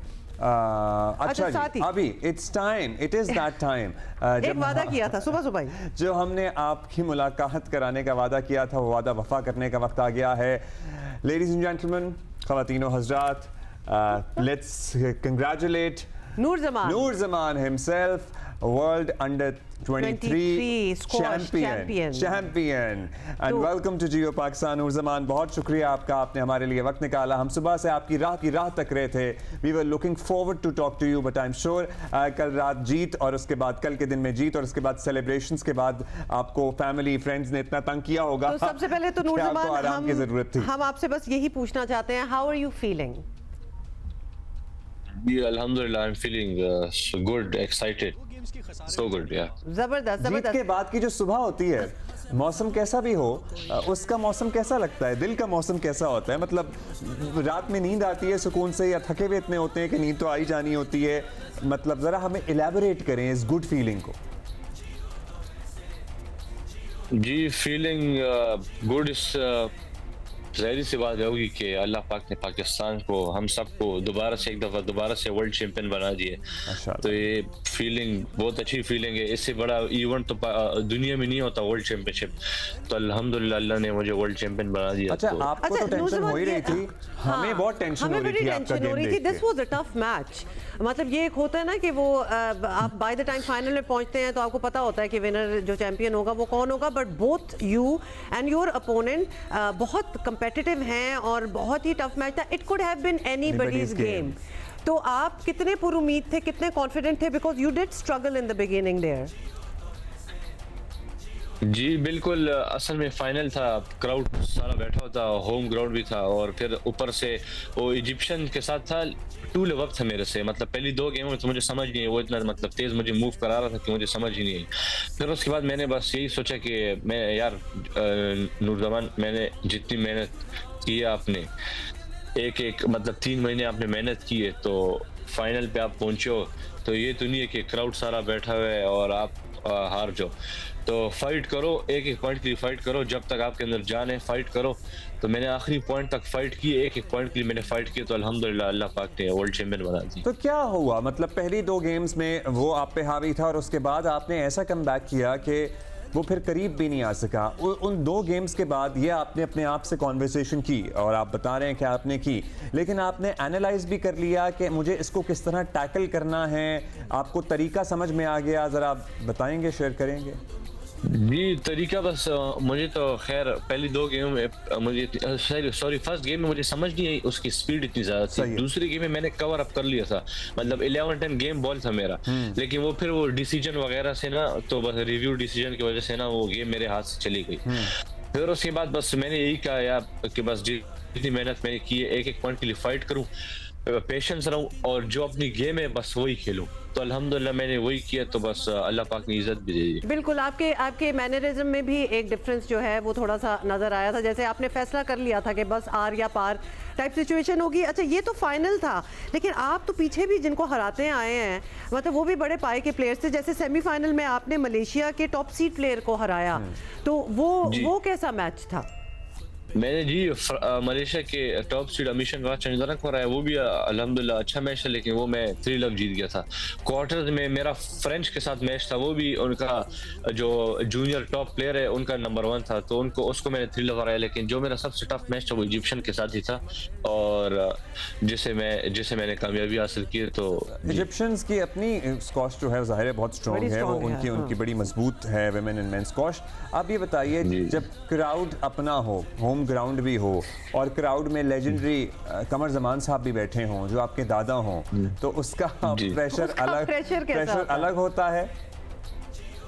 जी जाहिर सी बात है कि आप अपने होम ग्राउंड में खेल रहे हैं, क्राउड इतना ज़्यादा, मतलब बहुत ज़्यादा क्राउड बैठा हुआ था और लेजेंड्स भी बैठे हुए थे, और फिर ऊपर से वर्ल्ड चैंपियनशिप का फाइनल था। तो बस जहन में यही आ रहा था कि बस नहीं, फाइट करनी तो इसमें तो नर्वस होने के चांसेस भी बहुत ज्यादा होते हैं ना। फिर नर्व्स को कैसे कंट्रोल किया? एक टाइम में तो बस ये आ गया था कि बस यार ये तो हाथ से निकलने वाले। चौथी गेम में, 4th गेम में, क्योंकि जब मैं 3rd गेम में जीता तो 4th गेम में मैं 7-4 के 6-4 डाउन था। तो बस उधर थोड़ा मुझे महसूस हुआ नहीं यार ये तो गलत जा रहे। तो बस फिर मैंने कहा यार छोड़ो, हार जीत को छोड़ो, बस अपनी गेम खेलो, फाइट करो, गिव अप नहीं करना। तो अल्हम्दुलिल्लाह मैंने फाइट की, तो अल्हम्दुलिल्लाह वर्ल्ड चैंपियन पाकिस्तान को बना दिया। अच्छा नूरजमान, हमने आपसे पूछना है और बाकी ताकि जो देख रहे हैं वो भी कुछ सीखें इस चीज़ से। ऑब्वियसली हमें नज़र आ रहा है कि फिजिकली तो आप बड़े कम्पिटिटिव हैं और आपने बहुत ट्रेनिंग की है, अपनी गेम के ऊपर भी आपने काफ़ी काम किया है, hence you are the champion. लेकिन हम मेंटल हेल्थ को बहुत ज़्यादा इंपॉर्टेंस देते हैं, मेंटली अपने आप को स्ट्रॉन्ग रखना। और वो गेम है, आपको लग रहा था कि आपके हाथ से निकल गई है, बट यू बाउंस्ड बैक। वो मेंटली अपने आप को किस तरह आप स्ट्रॉन्ग रखते हैं? बस मेंटली स्ट्रॉन्ग इस तरह रखता हूँ कि बस असल में ऐसे मैचेस हम बहुत हारा हूँ। खैर वो तो वर्ल्ड चैंपियनशिप पे तो पहली दफा खेला हूँ, लेकिन बस ट्रेनिंग मैंने इतनी ज़्यादा की थी ना, फिटनेस ट्रेनिंग मैंने इतनी ज़्यादा की थी कि बस मैं मेंटली स्ट्रॉन्ग था। अब मुझे एक ही चीज़ जहन में आती थी कि नहीं, मैंने मेहनत की है, ट्रेनिंग की है, वो ज़ाया नहीं जाएगी, उसको अवेल करूँ। तो बस वो जो मेहनत मैंने की थी तो उस वजह से मैं मेंटली इतना स्ट्रॉन्ग था कि बस अल्हम्दुलिल्लाह। आपके दादा ने आपसे गेम के बाद मिलके क्या बात की, मतलब did he say, I am sure he is very proud of you, लेकिन वो मोमेंट कैसा वो था? मोमेंट क्या था? What was the first thing that he said to you? जब मैं अल्हम्दुलिल्लाह जब मैं जीत गया था तो कोर्ट में मेरे पास आया तो बस सारे रो रहे थे, वो भी रो रहे थे। तो बात तो मेरी इतनी नहीं हुई कि बस मिले और बस रो रहे थे, क्योंकि वो इतना ज़्यादा लोग थे, तस्वीरें खींचते थे, टाइम नहीं मिला, अभी तक मैं उनसे नहीं मिला। It was an emotional moment. हम उसके कुछ क्लिप्स जो हैं वो चला भी रहे हैं। वही जी बस इसी टाइम मैं मिला हूँ और फिर उसके बाद फिर मेरी बात नहीं हुई, कॉल पे फिर बात हुई। चले, वंडरफुल वंडरफुल। आपको बहुत मुबारक हो, आपकी पूरी टीम को मुबारक हो और मैनेजमेंट को भी मुबारक हो इतना कामयाब इवेंट यहाँ पे इसका एहतमाम करने के लिए। और इंशाल्लाह और जी हैं चैंपियंस जो हैं, ट्रॉफीज जो हैं वो आप पाकिस्तान के लिए समेटें और हम यहीं हैं आपको इनकरेज करने के लिए। और जियो तो ऐसे, हाँ ये बात थी। हाँ, आप लोग जब इंस्टेंट हमें फीडबैक देना शुरू हो जाते हैं ना कि हमने मतलब हमारी टीम की एफर्ट्स, और वी आर रियली थैंकफुल कि नूर जमान ने हमारे लिए वक्त निकाला। सो वो हमने शुरू सुबह ही आपको वादा कर दिया था वैसे। So thank you for that feedback. अब हम और बात करेंगे, हम स्पोर्ट की ही बात करेंगे, लेकिन इसमें भी champions will be playing and champion बनेंगे भी। तो शायकीन क्रिकेट का इंतज़ार अब ख़त्म होने लगा है। पाकिस्तान सुपर लीग X10 यानी उसका रंगारंग मेला आज से सजने वाला है और इफ्तिताही तकरीब आज रावलपिंडी में होगी। क्रिकेट लवर्स जो हैं उनको यकीनन हमेशा की तरह इस बार भी PSL में दिलचस्प और सख्त मुकाबले देखने को मिलेंगे। इट्स ऑलवेज फन, कुछ ना कुछ नई चीज़ हो जाती है, कुछ ना कुछ थोड़ी सी कंट्रोवर्सी भी हो जाती है, कुछ पुराने आपको प्लेयर जो बड़े अच्छे लग रहे होते हैं आपके नए फेवरेट्स बन जाते हैं। तो something is always happening. Champion है इस्लामाबाद यूनाइटेड, कराची किंग्स, लाहौर कलंदर, कोयटा ग्लैडिएटर्स, पेशावर ज़ल्मी, मुल्तान सुल्तान। तवक्को की जा रही है कि इवेंट से क्रिकेट के आसमान पर कुछ नए सितारे उभरेंगे। ज़ाहिर है बहुत से लोगों को चांस मिलता है, everybody does not make it, कुछ बना भी लेते हैं अपना करियर। ऐसे खिलाड़ी भी हैं जो कौमी टीम में हालिया ख़राब परफॉर्मेंस पे पहले ही तनकीद की ज़द में हैं, यहाँ भी कारकर्दगी ना दिखा पाए तो शायद फिर दी एंड ही समझा जाएगा। पता है आयरनी क्या है कि यहाँ उन्होंने कारकर्दगी दिखा दी तो तब भी they can be in trouble as well, कि मतलब इधर ही तुम लोग करते हो और बाहर जाके नहीं करते। सो बोथ वेज ये तो टेंशन है कि अगर यहाँ कारकर्दगी दिखा दी और उसके बाद आगे जगह मिलती चली गई और इंटरनेशनली वही हाल रहा तो फिर ये सीन हो जाएगा ना। हाँ, फिर वो टेंशन बन जाती है। अच्छा, इस्लामाबाद में आपको बता दें कि टीमों के कप्तानों ने कल प्रेस कॉन्फ्रेंस की और हर एक अपनी टीम को इवेंट जितवाने के लिए तैयार नजर आया। कराची किंग्स के कप्तान डेविड वार्नर जो कि लीग के सबसे महंगे खिलाड़ी हैं, उनकी जगह हसन अली ने मीडिया से बात की। उनकी in place of him Hasan Ali ने बात की। क्या बात हुई ये देखें। जहाँ तक PSL की बात है कि ये एक ऐसा टूर्नामेंट हो गया है PSL कि ये सिर्फ जो क्राउड ग्राउंड में आता है ना, सिर्फ उनके लिए नहीं है। हम जिस फैमिली वाले से भी मिलते हैं तो फैमिली भी लोग अगर उसके 3-4 बच्चे तो एक मुल्तान को सपोर्ट कर रहे हैं, एक ज़ल्मी को कर रहे हैं, एक लाहौर को कर रहे हैं, कराची को कर रहे हैं। हर घर में मुख्तलिफ एक फिजा फैल गई हुई है। हमारा होम ग्राउंड है और जिस तरह के हमारे फैंस हैं सपोर्ट करने आते हैं, बहुत ज़्यादा एक्साइटमेंट है हम सबको एज ए टीम। हम किसी भी स्टेज पे ये ना हो कि हमारे पास ये चीज़ नहीं है या बैटिंग में हम जो है वो पूरा नहीं है या बॉलिंग में नहीं है। हमने इन दोनों चीज़ों को फिलअप किया और इंशाल्लाह इस बारी पूरी उम्मीद है कि फाइनल खेलें। हार जीत खेल का हिस्सा है और हार से आप सीखते हैं कि क्या आपने गलती की है। जब आप जीतते तो आपको पता नहीं लगता कि यार क्या आपने ऐसी गलती की है उस टाइम, बट आप जब टूर्नामेंट ख़त्म हो जाते हैं उसको आप बैठते हैं और डिस्कस करते हैं तो क्या उसकी गलती है, फिर आप प्रिपरेशन करते हैं अगले साल के लिए। कंडीशन में यही देखा जाता है कि जो टीम पावर प्ले अच्छा खेलती है उसके चांसेस ज़्यादा होते हैं। ऑन अदर साइड हमारी जो लास्ट ईयर जो हमें फील हुआ कि हमारी फास्ट बॉलिंग में उस तरह की डेप्थ नहीं है, तो हमने कोशिश किया कि फास्ट बॉलिंग में भी जो है हम अपना स्ट्रॉन्ग करें। देखिए जहाँ तक कोयटा की बात है, लास्ट 2-3 सीज़न वो उतना अच्छा नहीं गया है वो सबके सामने, लेकिन देखें हम कोशिश सारी टीमें करती हैं और कोई चीज़ ऐसी होती हैं कि कभी कभी आपके प्लेयर्स अवेलेबल नहीं होते या आप जिस तरह हम ड्राफ्ट में कॉम्बिनेशन बनाने की कोशिश करते हैं और जब PSL स्टार्ट होती है कुछ प्लेयर इंजर्ड हो जाते हैं और तो इस तरह की चीज़ें अफेक्ट करती हैं आपको एज अ टीम बिल्डअप करने के लिए। लेकिन ओवरऑल देखा जाए तो इस साल हमने बहुत कोशिश की है कि उन चीज़ों को टारगेट करें जो हमें पिछले साल हमसे गलतियाँ हो गई हैं। आपको हसन अली के बालों का क्या एतराज़ था? हसन अली के बालों से मुझे हमारा एक पुराना क्रिकेटर भी मोहम्मद आसिफ मुझे पता नहीं क्यों बाल इस किस्म के वो याद आ गए। और फिर सलमान खान की भी एक मूवी थी जिसमें ये वाले बाल थे, याद है आपको? राधे समथिंग, बहुत पुरानी, मतलब तेरे नाम। हाँ, तो वो भी बड़ी स्टाइल था वो वाला। एनीवे, अच्छा जी, कमिंग बैक टू पीएसएल, तो पीएसएल में जी मजमूई तौर पर 34 मैचेस, 34 मैचेस खेले जाएंगे। भी हुए हैं फोटोशूट्स ट्रॉफी के साथ। चलिए पहले वो देख। Nice nice. साउथ ये ट्रॉफी पहले हमारे पास आई थी, हैं अब्दुल्ला, आपके और मेरा फोटो शूट पहले हो चुका है, but of course very nice, very मुझे अच्छी लग रही है, वेरी इनफॉर्मल किस्म की, रिलैक्स्ड। रिजान फ्रॉम मुल्तान, सुल्तान रिजान ने कितनी पहनी हुई अपनी? पहनी होगी शायद, क्यों नहीं की होगी? नहीं पहनी हुई, नहीं पहनी हुई। Hasan Ali from Karachi Kings. भाई मुझे ये लोकेशन और ये सारी सेटिंग बहुत ही अच्छी लग रही है। पीछे आप देख रहे हैं कि बादल भी हैं। शादाब खान, इस्लामाबाद का मौसम आपको पता है ना, फिर अच्छा था, सरीना होटल लग रहा है, बिल्कुल सरीना ही लग रहा है वैसे। और बॉब्जी nice, and the yellow is very striking as well.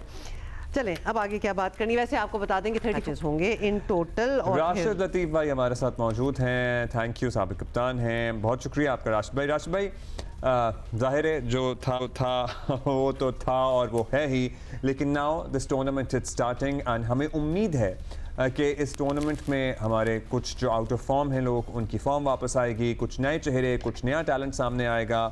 How hopeful are you? और आपने सारी टीमों की जो फॉर्मेशंस हैं आई एम श्योर वो स्टडी कर ली होंगी।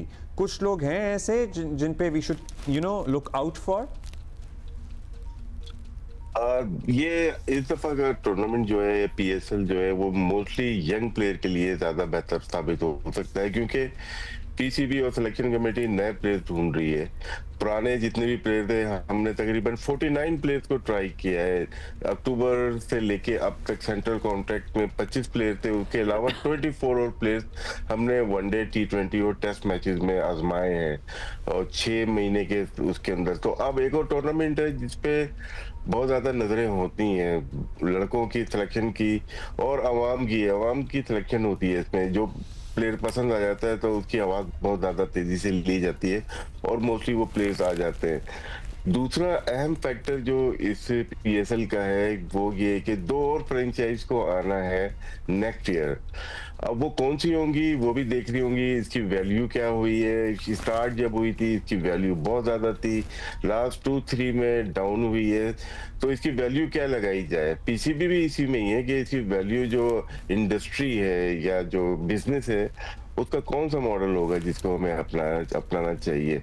तो इसलिए बहुत अहम है ये, क्योंकि हो सकता है कि इसी साल दिसंबर में 11वीं पीएसएल हो, क्योंकि उसके फौरन बाद वर्ल्ड कप है और वर्ल्ड कप के बाद जाहिर सी बात है दोनों एक साथ नहीं हो सकती, आईपीएल और पीएसएल। तो आपको लग रहा है कि एक साल में हम 2 पीएसएल इस साल देख रहे हैं? पॉसिबल है, कोई वसूख से नहीं कहा जाता, लेकिन सुना था यही कि हो सकता है, क्योंकि बिडिंग भी होनी है। बहुत अहम साल है इस दफा पीएसएल का, 10वां साल है। उसके बाद मालिकाना, जैसे अली तरीन साहब ने कहा था, वो बात बिल्कुल दुरुस्त थी, मालिकाना हुकूक नहीं है 6 की 6 फ्रेंचाइज को, और बहुत कंट्रीब्यूशन है फ्रेंचाइज का इसमें, और वो दोबारा से बिड में जाएंगे। इसमें हुआ यही था कि ये मॉडल इंडिया वाला था, और लेकिन बाद में उन्होंने 6-7 जब हो गई थी उन्होंने ओनरशिप दे दी थी फ्रेंचाइज को, तो अब ये दोबारा बिड करेंगे। राइट टू रिफ्यूजल इन फ्रेंचाइज के पास होगा। और अहम जो नुक्ता उठाया हुआ है फ्रेंचाइज ने होम एंड अवे पे कि सबकी प्राइस अलग है, अलग अलग प्राइसेस हैं सारी फ्रेंचाइज की, लेकिन जब रेवेन्यू शेयरिंग होती है वो इक्वल है। वो थोड़ा सा चल रहा है कि एक फ्रेंचाइज 50 रुपए लगा रही है, एक फ्रेंचाइज 10 रुपए लगा रही है, लेकिन जो रेवेन्यू शेयर होगा वो इक्वल होगा। इसकी वजह से काफी बातें, अभी आपने बीच में 2-3 फ्रेंचाइज की बातें सुनी होंगी कि उन्होंने तहफ़्फ़ुज़, लेकिन ये बहुत इंपॉर्टेंट है, 10वां साल बहुत इंपॉर्टेंट है। नए डायरेक्टर आए हैं, इसको जो देख रहे हैं, कमिश्नर हैं, डायरेक्टर हैं। अच्छा राशिद भाई, जी बिल्कुल राशिद भाई, ये बताएं कि बड़ी बात हो रही है, एक तो ऑब्वियसली हमारे क्रिकेट का वैसे ही थोड़ा सा डाउन टाइम ही गुजर रहा है, अगर हम अपनी नेशनल क्रिकेट की बात करें तो लिहाजा वो स्टीम अभी हम उस तरह PSL X पे भी नहीं देख रहे, ऑल्दो ये एक माइलस्टोन है कि 10 साल और ये 10वां एक एडिशन है, तीसरी चीज़, आईपीएल का साथ साथ होना, पीएसएल के आसपास ही होना भी थोड़ा सा डैम्पन कर रहा है excitement of PSL. Although obviously हमारे लिए तो सारी कंसंट्रेशन पीएसएल ही होगी, लेकिन प्लेयर डिस्ट्रीब्यूशन में ख़ासतौर पे जो ड्राफ्ट किया जा रहा है गए हैं, उनमें ज़्यादा ऑब्वियसली ऑप्टेड फॉर आईपीएल। तो इस बार हमारे पास वो पूल भी नहीं है जिसमें हम बहुत ज़्यादा ज़बरदस्त हमारे प्लेयर्स देखने को, इंटरनेशनल प्लेयर्स देखने को मिलेंगे। जी दुरुस्त फरमाया आपने कि जब ऑक्शन हुआ था आईपीएल का, मोस्टली उनको पता था कि वो पीएसएल के साथ टकराव होगा, तो सारे प्लेयर जो मेन प्लेयर थे वो वहां पे साइन कर लिया, बल्कि 2 प्लेयर, बल्कि कमेंटेटर भी कुछ वहां पे चले गए।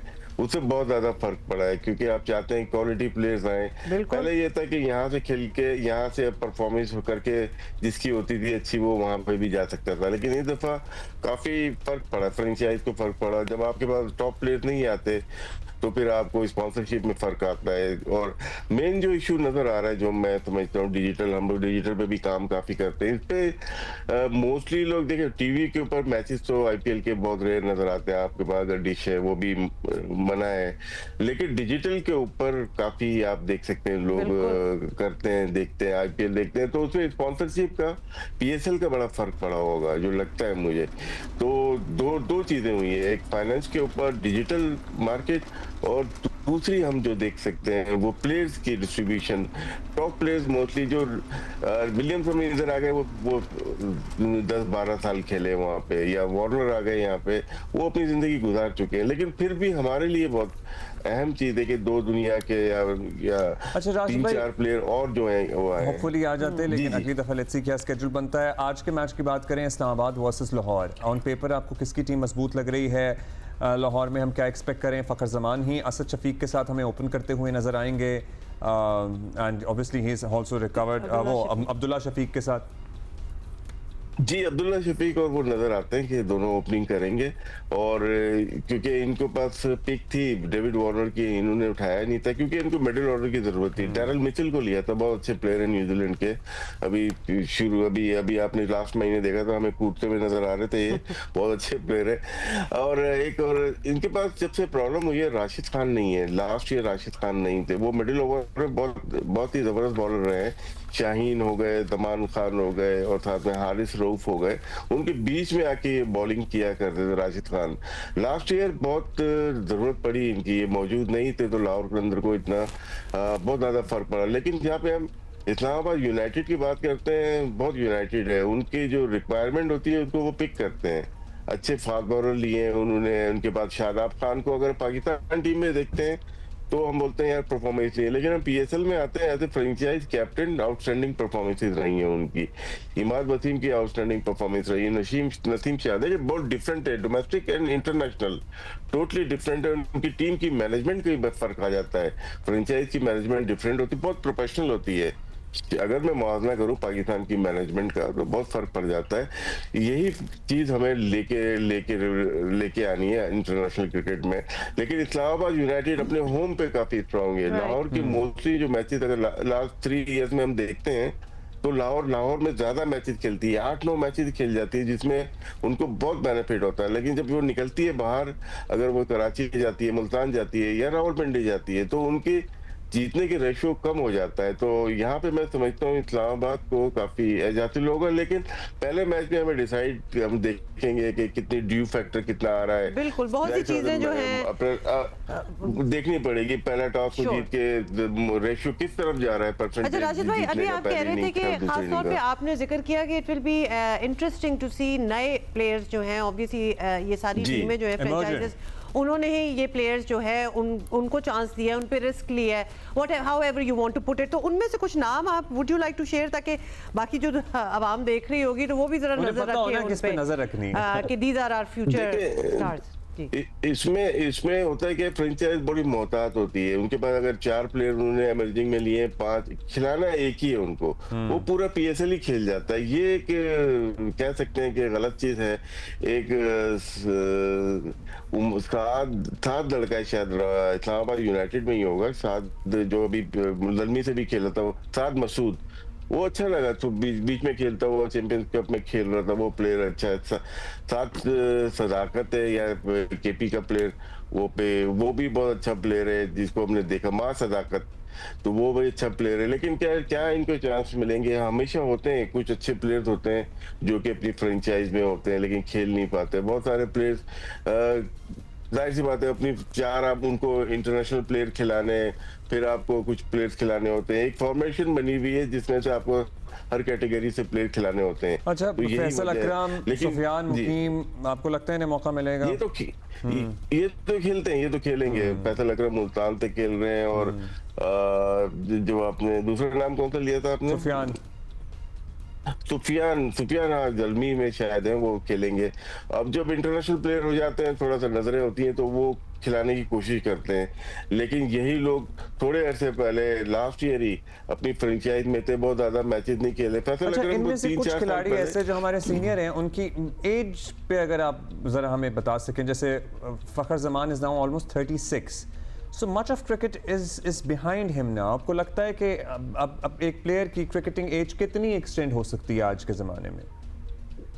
देखिए, बैट्समैन तो खेल लेता है तकरीबन 38-40 तक खेला जाता है, लेकिन यहाँ पे फास्ट बॉलर भी खेल रहे हैं काफी अरसे से, जिनकी पेस हमारे असल में हम गेज ही नहीं है हमारे पास एज का, क्योंकि जिसको हम 30 का समझ रहे हैं वो तो 35 का है, तो इसी वजह से जल्दी रिटायर हो जाते हैं। पाकिस्तान में ये ड्रॉबैक है, जिसको हम 30 का समझ रहे हैं बोल रहे हैं 30 का खत्म हो गया, ये 30 का नहीं है, वो 36 का भाई, आप देख लें। ये बड़ी फनी बात आपने की है। तो जो कागजों पे 36 का है वो ये कतई फनी नहीं है, बिल्कुल ये रियल बात है। ट्रेजेडी है, चले जो भी आपने कहना है वही है। But in any case we are all looking forward to PSL. Rashid भाई, thank you for being with us. रोज आपसे बात होगी, अपडेट्स तो हम आपसे लेंगे कि क्या ही बात होगी। असल में तो 36 के हैं, लेकिन पता सबको 30 है। मतलब कि क्या चल रहा है और कितनी ओपन चीजें हैं ना, ये पता भी है, लेकिन चल रहे हैं, आंखें बंद की हुई हैं। आप तो इजीली झूठ बोल सकती हैं वैसे। तो मैं वैसे क्यों झूठ बोलूं, मैं तो एक मिरेकल हूं, आपको ये पता नहीं है। इन एनी केस जी, कुछ म्यूजिक हो जाए, क्या ख्याल है? हाँ जी, आज जी पाकिस्तान तो क्या, बड़े सगीर पाक व हिंद के पहले पॉप सिंगर अहमद रुश्दी की 42वीं बरसी है। देखिए 42वीं बरसी है, 42nd, और गाने ऐसे फ्रेश हैं। अच्छा जी, आप जानते ही हैं कि इस वक्त एक मुहिम चल रही है जहनी सेहत की अहमियत से मुतालिक, आगे ही की मेंटल हेल्थ की बेसिकली हम बात कर रहे हैं, और हम भी इसका हिस्सा हैं डेफिनेटली, और बहुत सी तंजीमें इस पर काम कर रही हैं। और इस ज़मन में एक बड़ी अहम कॉन्फ्रेंस कल से शुरू हो रही है, और अपनी नौयत की पहली 3 रोज़ा बेबी मैटर्स कॉन्फ्रेंस का मकसद है, उसके नाम से ही जाहिर है एक्चुअली बेबी मैटर्स, यानी बहुत ही कम उम्र से बच्चों की ज़हनी सेहत का ख्याल कैसे रखा जा सकता है। और ये ख्याल रखना ज़रूरी क्यों है, यहाँ बहुत से मुल्की और गैर मुल्की माहिरीन अपनी राय शेयर करेंगे। इस कॉन्फ्रेंस में शरीक कैसे हुआ जा सकता है, ये बात करेंगे। बेबी मैटर्स के मुंतज़म बच्चों की सेहत के लिए काम करने वाली तंजीम पहचान के बानी प्रोफेसर डॉक्टर नईम ज़फ़र साहब हमारे साथ मौजूद हैं। बहुत शुक्रिया प्रोफेसर साहब। ज़ाहिर है सबसे पहले तो हमें ओवरऑल बता दीजिए कि इस कॉन्फ्रेंस के अगराज़ व मकासद क्या हैं, कौन कौन से टॉपिक्स इसमें कवर किए जाएंगे, कब से हो रही है ये, is it the first of its kind basically? जी बहुत बहुत शुक्रिया, अस्सलाम वालेकुम। ये एक इंतहाई मुनफरिद कॉन्फ्रेंस है जो कि पहली दफ़ा पाकिस्तान में होने जा रही है, और ये अभी शुरू इसकी बस आगाज़ हो रहा है। आज यानी 11, 12 और 13 3 दिनों की ये कॉन्फ्रेंस है, और इसकी इनफरादियत इस वजह से है कि ये एक ऐसे उम्र के हिस्से को टच कर रही है जो कि हम आम तौर पे समझते हैं कि वहाँ पे ज़हनी मसाइल नहीं होते, यानी न्यू बॉर्न। और इसमें ख़ास तौर पे जो ज़ोर दिया जा रहा है वो है कि पैदाइश से पहले बच्चे और पैदाइश के फ़ौरन बाद पहले साल में बच्चों को ज़हनी मसाइल क्या आ सकते हैं और उनके लिए हम क्या क्या काम कर सकते हैं। ये एक इंटरनेशनल कॉन्फ्रेंस है जिसमें कि बहुत से इंटरनेशनल जो है मुकर्रीन भी आए हैं, और वो सब अपने अपनी फील्ड के एक्सपर्ट्स हैं, और जो कि जिन्होंने हमारे लिए भी, आपको पता है डॉक्टर साहब, ये नया है, बिकॉज़ हमने बहुत नया है। चाइल्ड साइकियाट्रिस्ट और चिल्ड्रन साइकोलॉजी पे तो पढ़ा है, लेकिन बेबी पे तो बिल्कुल, इन्फेंट्स की अगर हम बात कर रहे हैं तो ये, क्योंकि डॉक्टर साहब यू विल एग्री कि अभी तो हमें मेंटल हेल्थ पे ही बात करना और पाकिस्तान में इट्स रिलेटिवली न्यू, चले कुछ साल हो गए हैं, लेकिन अभी भी लोगों को ये बावर कराना कि जी एक फिजिकल हेल्थ तो होती है लेकिन मेंटल बड़ी इंपॉर्टेंट है, ये बड़ा मुश्किल है, ये चैलेंजिंग है। और उसके ऊपर से अगर बेबीज़ की इन्फेंट मेंटल हेल्थ की बात हो रही हो तो हम सोच सकते हैं कि ऑल्दो ये बड़ी ग्राउंड ब्रेकिंग बात है, लेकिन लोग इस बात को इतना इंपॉर्टेंस देंगे कि बच्चों तो भी बन रहे हैं, इन पे इतनी क्या इंपॉर्टेंस देना है इनकी मेंटल हेल्थ के बारे में? जी, मैं बहुत शुक्रिया करूंगा जियो पाकिस्तान का, क्योंकि आप इस मौजू को उभार रहे हैं। असल में जब हम सेहत को देखते हैं तो सेहत सिर्फ जिस्मानी सेहत नहीं होती, वो साथ ही साथ नफ्सियाती सेहत और social, so it's mental health, social health and physical health को मिला के बनती है। और बिल्कुल आपकी बात दुरुस्त है कि हम तो यानी साइकोलॉजी, बड़ों की साइकोलॉजी की बातें नहीं करते, बच्चों की साइकोलॉजी को तो हम समझने की कोशिश नहीं करते।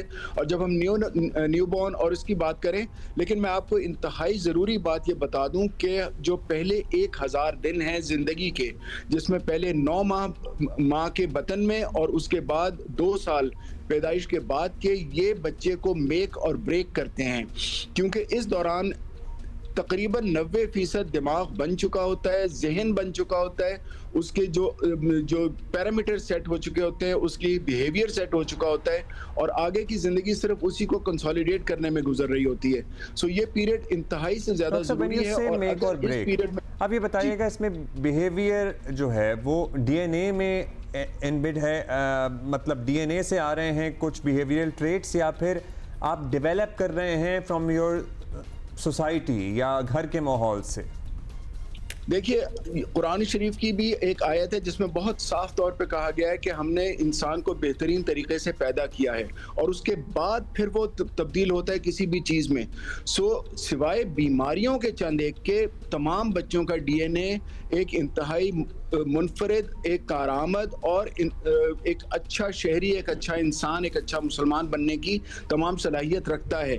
ये वो सारे अवामिल हैं जो कि माँ के पेट से ही शुरू हो जाते हैं। जब उसको कम खुराकी होती है, उसके ऊपर स्ट्रेस होता है, डोमेस्टिक वायलेंस होती है या स्ट्रेसर्स होते हैं और ज़्यादा, और उसकी सेहत के मसाइल होते हैं, उसकी नफ्सियाती मसाइल होते हैं, और फिर पैदाइश के वक्त जो बच्चे के साथ मसाइल आते हैं, फिर उसकी खुराक की कमी, उसकी बीमारियाँ, और ये तमाम अवामिल जो हैं, और ख़ास तौर पे स्ट्रेस जो उस वक्त बच्चे के साथ, जो अगर उसको निगलेक्ट किया जाए, उसकी ज़रूरियात का ख्याल ना किया जाए, माँ के दूध की बजाय डब्बे का दूध फीडर से पिलाया जाए, और वो उसको बच्चे को देर तक वो रोता रहे उसका, तो इन तमाम चीज़ों से उसकी नफ्सियाती सेहत बहुत बुरी तरह मुतासिर डॉक्टर साहब 100% उस पर इम्पैक्ट होता होगा। ब्रीफली ये बता दें, बिकॉज इन प्रिंसिपल हमें 100% आपकी बात समझ आ रही है, हम सिर्फ ये जानना चाहते हैं इस कॉन्फ्रेंस में डिवीजन क्या होगी, क्या ग्लोबल बेस्ट प्रैक्टिसेस की भी बात होगी, बिकॉज यकीनन पाकिस्तान के लिए ये एक इस नौयत की पहली कॉन्फ्रेंस है, लेकिन दुनिया में तो ऐसा होता ही होगा। ये बिल्कुल जनाब दुनिया भर में हो रहा है। प्रोफेसर मोहद्दत राना जो हैं हमारे इस्लामाबाद के बहुत सीनियर साइकेट्रिस्ट हैं, और रूप जैनब, इन्होंने ये कॉन्सेप्ट बड़ा ही एक खूबसूरत तरीके से किया है। आज का दिन जो पहला दिन है वो मुख्तस है, ये इंटरनेशनल जो हमारे स्पीकर्स हैं वो इसके बारे में हमें आगाह कर रहे हैं। कल 8 जगहों पे मुख्तलिफ वर्कशॉप्स हो रही हैं, जहाँ पे के मुख्तलिफ शहरों में ये जो एक्सपर्ट्स हैं ये हमारे लोकल एक्सपर्ट्स के साथ बैठ के इस चीज़ को बावर कराएंगे कि इसको शुरुआत कैसे की जा सकती हैं, और परसों उसके ऊपर दोबारा डिलिब्रेशन होगी, और इंशाल्लाह इसमें वालिदैन पेरेंट्स शिरकत कर सकते हैं, उनके लिए कोई सेशन है, करें तो कहाँ कर सकते हैं, कैसे कर सकते हैं? बिल्कुल, ये ऑनलाइन है, ये इस वक्त भी हो रहा है। इस वक्त मैं लिंक भी आपके साथ शेयर कर सकता हूँ, ये हमारे ऑर्गेनाइजर से मैं कहूँगा शेयर कर दें, पेरेंट्स बीच में ज्वाइन इन कर सकते हैं। लेकिन ये ज़रा टेक्निकल किस्म की चीज़ें हैं, और ख़ास तौर पे हम ये देख रहे हैं कि किस तरीके से हम इस शोबे को शुरू कर सकते हैं पाकिस्तान में, और पाकिस्तान के तमाम जो बच्चों के डॉक्टरों की तंजीमें हैं, जो साइकेट्रिस्ट की तंजीमें हैं, साइकोलॉजिस्ट की तंजीमें हैं, अर्ली चाइल्ड डेवलपमेंट की तंजीमें हैं, वो सब इसमें शामिल हैं। बहुत शुक्रिया आपका प्रोफेसर डॉक्टर नईम ज़फ़र साहब। Best of luck, because this is really new and very interesting, और कुछ भी हम जरा कुछ चेंजेस और कुछ बेहतरी फॉर आवर फ्यूचर जनरेशंस लाने की अगर इस किस्म की कोशिशें हो रही हों तो उनको सराहना चाहिए 100%। और ज़रूरत भी बहुत है। अच्छा जी, दुनिया भर के मादनी ज़खायर के माहिरीन मान रहे हैं कि पाकिस्तान अरबों डॉलर के मादनी ज़खायर का मालिक है, जिसमें दीगर धातुओं के अलावा बड़ी मिकदार में सोने और तांबे के ज़खायर भी शामिल हैं। ख़ासतौर पर बलूचिस्तान और खैबर पख्तूनख्वा की सरजमीन मादनी ख़जानों से माला माल है और हुकूमत की पूरी कोशिश है कि मादनी मईशत में सरमायाकारी की को यकीनी बनाया जाए, जो कि ऑब्वियसली मुल्क को दरपेश संगीन माशी मसाइल हल करने की कुंजी साबित हो सकता है। और इसी सिलसिले में आपको याद है ना, हमने बताया भी था कि बुध के रोज़ इस्लामाबाद में पाकिस्तान मिनरल इन्वेस्टमेंट फोरम हुआ, जिसमें कई गैर मुल्की कंपनियां जो हैं और मुख्तलिफ मुल्कों के नुमाइंदे जो थे वो शरीक थे। और क्या क्या हुआ? मादनियात में सरमायाकारी के लिए मुख्तलिफ याददाश्तों पर दस्तखत किए गए। कानकनी company mining company Barrick Gold Corporation के CEO ने भी इज़हार ख्याल किया। वो समझते हैं कि पाकिस्तान में बहुत बड़ी मिक़दार में मादनी ख़जाने मौजूद हैं, ख़ासतौर पर बलूचिस्तान में।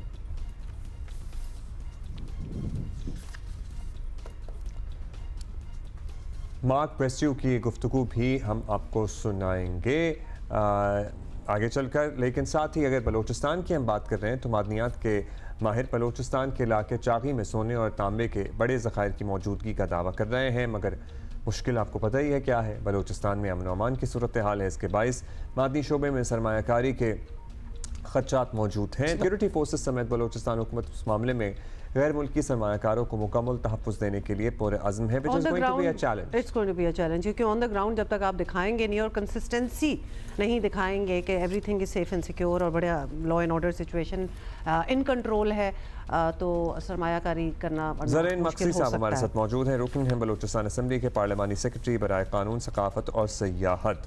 काफ़ी डाइवर्स। ज़रीन, सबसे पहले तो आप ये बता दें कि ये जो अभी कॉन्फ्रेंस हुई है and the fact that we are rich in minerals और ख़ासतौर पर बलूचिस्तान की बात हो रही है, KP की बात हो रही है, आप कॉन्फिडेंट हैं, होपफुल हैं कि कुछ किया जा सकता है, इन्वेस्टमेंट आ सकती है, कंसिडरिंग हमारे कितने चैलेंजेस हैं?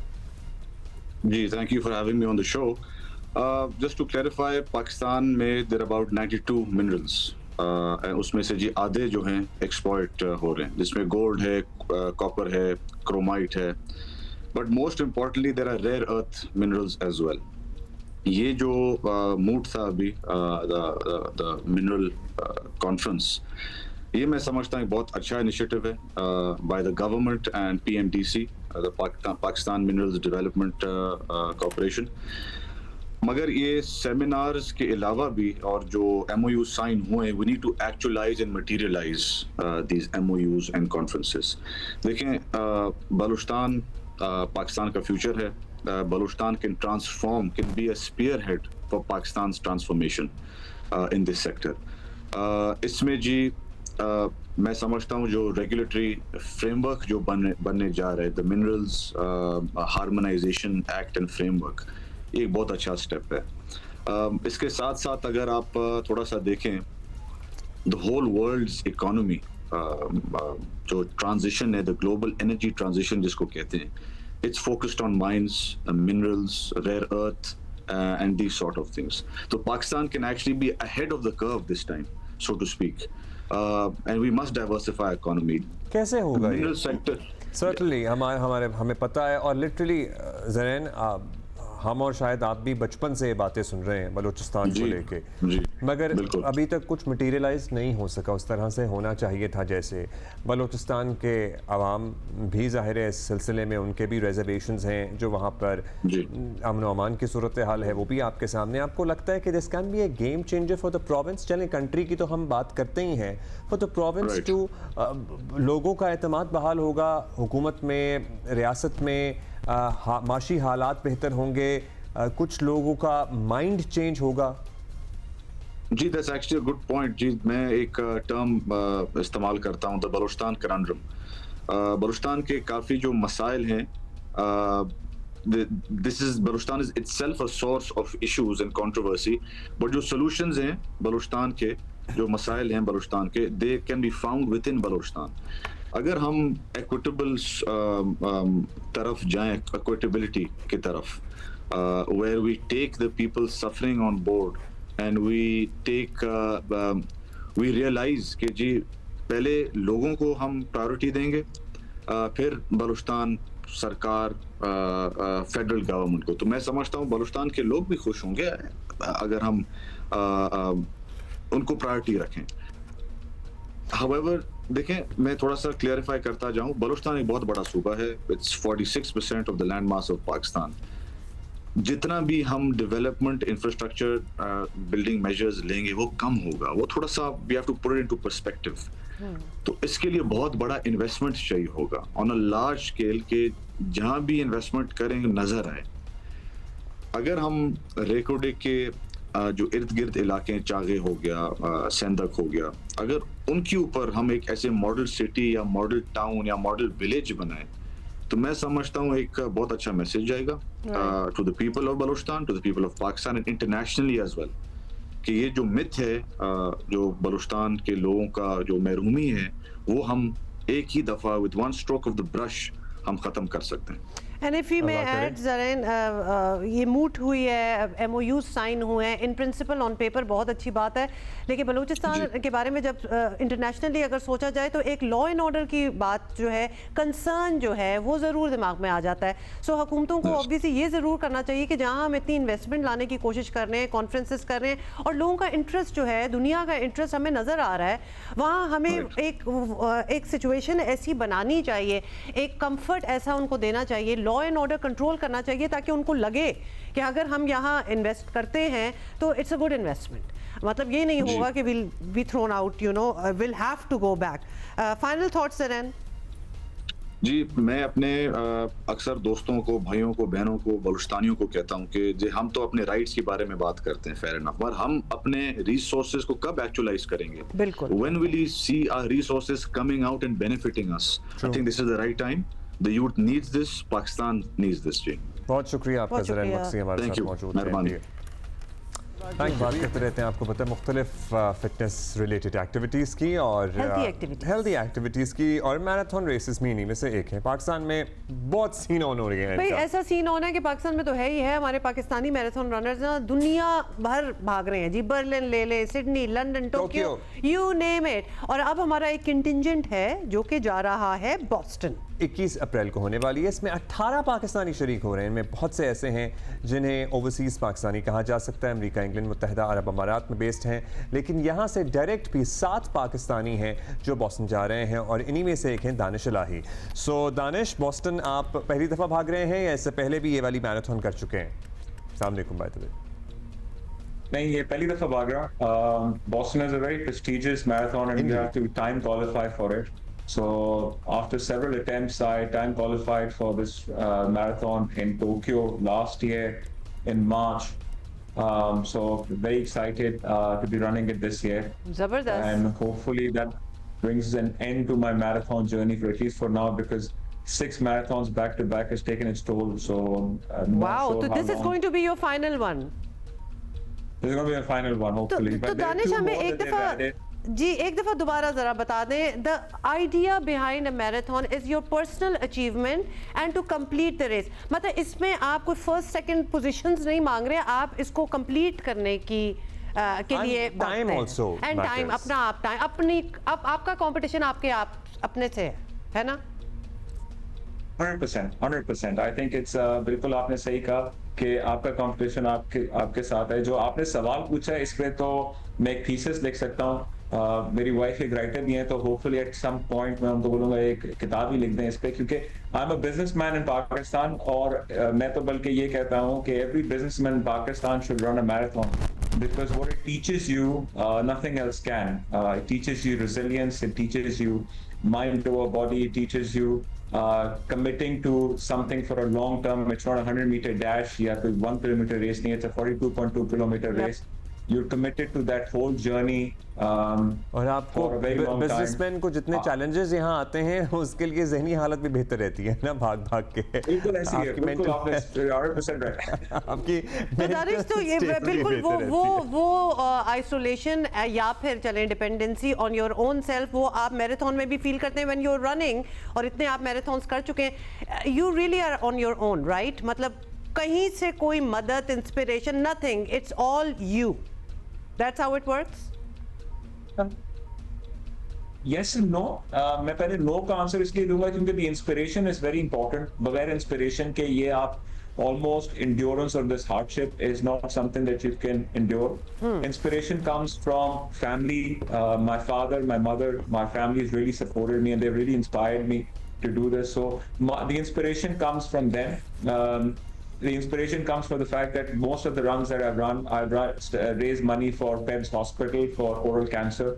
So उसकी charity के लिए जो हमने raise किए हैं, तो that inspiration was for that cause कि हमें उसके लिए एक awareness generate करनी है. And then inspiration comes from within कि भाई आपने ये जो है अपने लिए एक achievement करनी है for I have a daughter 15.